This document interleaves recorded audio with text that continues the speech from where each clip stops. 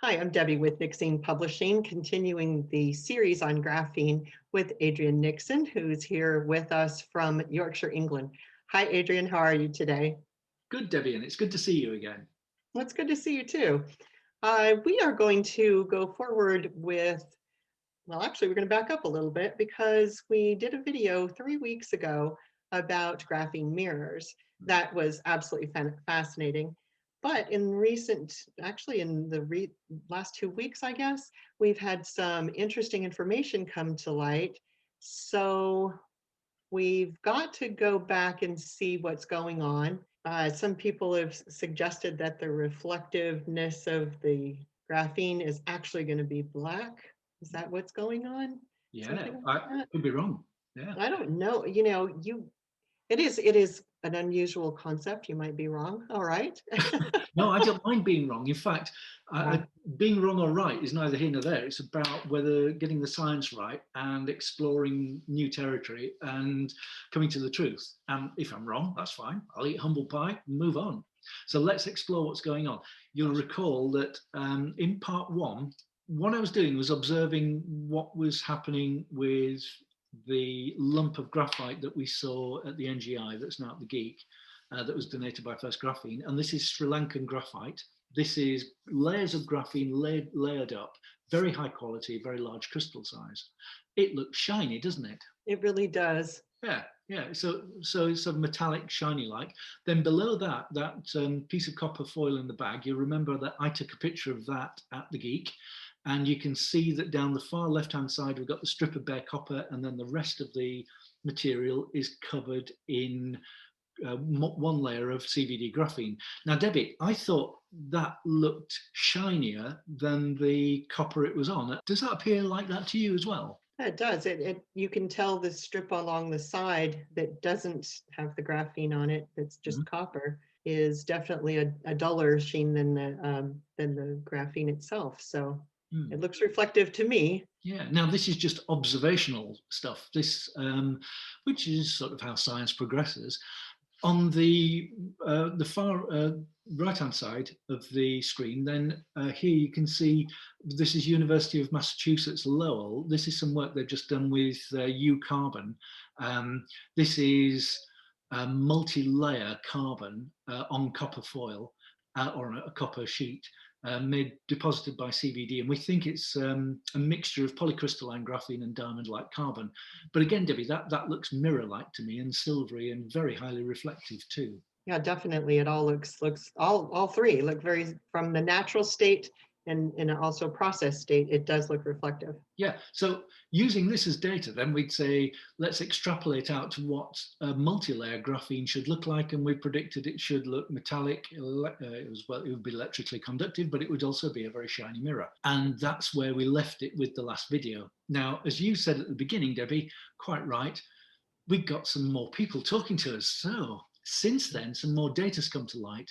Now, one viewer has pointed out that there's a piece of research that I've missed, some research looking at the reflectivity of graphene as part, not as the principal part of the paper, but it was a figure that was buried in the paper. So I went in, looked at it, read the paper, and basically what's going on here, you need to understand what these numbers mean. So they've said that the reflectivity of one layer of graphene is 0.1%. Now, what that percentage number means is actually fairly straightforward to understand. So if it was perfectly light reflecting, that number would be 100%. And if it was perfectly black and absorbed all the light, then there would be, that figure would be 0. Now, they've said that one layer of graphene is 0.1%, which is pretty much towards the black end of this range, isn't it, Debbie? It definitely is. So it would barely reflect the light. Yeah, now the reason I've done, and on the right-hand side of the screen, you can see that there's reflectivity figures for lots of materials. So you can see here that aluminum reflects about, depending on what it's like, 80% of the light, well, certainly above 50% of the light. And then a black body would be 0. Red bricks reflect about 10, 15% of the light. So this number is telling us that graphene is even less reflective than a brick and probably looks like black paint. So what I thought was maybe there's something going on with the way that the layers build up in graphene. So the reason there's a spreadsheet here is I just built a quick model looking at how the light is transmitted through each layer of graphene, and then bits of light are reflected back up.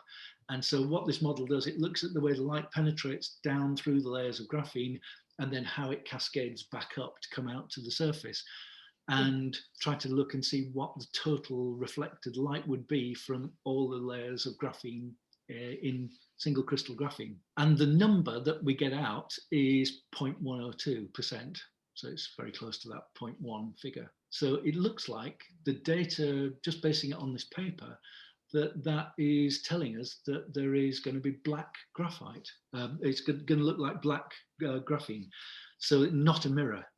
Then, as you know, Debbie, we got contacted by a graphene manufacturer, didn't we? Yes, we sure did. And they had a different opinion as well. Do you want to summarize what they said? Well, the suggestion, well, the experience that they've had is by taking the layers of polycrystalline graphene and stacking them up, they've found that it just gets darker as they add more layers. Didn't agree that it would be reflective at all. So if we take this as the gospel truth, and we have to go back and look at the other ones and say, wait a minute, what about in the other slide, Adrian, where we had graphite as reflective and the other samples were reflective? Yeah, I was beginning to think I was wrong about, because there's two pieces of evidence saying that graphene is going to be black. But you're quite right that if we look back at these samples, if we apply that data to these samples, they should all be black. They should be, but they're not. So I have to think that you very well may be on track, because they haven't stacked single crystal graphene yet. Possibly, no one's made it that way to be able to stack it. Not yet. Or maybe something else is going on. Who knows? Yeah. Thing is, this is how science works sometimes. It tends to be written retrospectively, and everybody says, oh, we were right all the way along, but they forget about the messy bits. And this is one of those messy bits. So we're saying it could be shiny. The data seems to be saying, and some experience is saying, no, it's black. They're quite two different outcomes. So it's still open, this one. We might have a point. We might be right. We might also be completely wrong. Whatever we do, we'll follow the data and we'll follow the experience. And you guys out there, if you know better than we do, come and tell us, and let's see if we can nail this one down.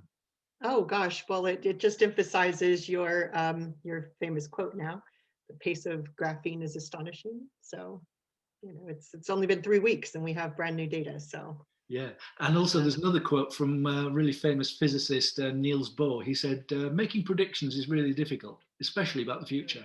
And it'll play out when single crystal graphene is made, right? On just the layers, to be able to stack them up and see exactly what the light does when it hits that perfect graphene.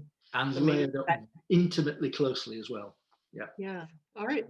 Well, thank you so much for talking with us about this. It's going to be fun to see what happens next. Thanks so much. And like Adrian said, don't forget to drop us comments and your predictions too.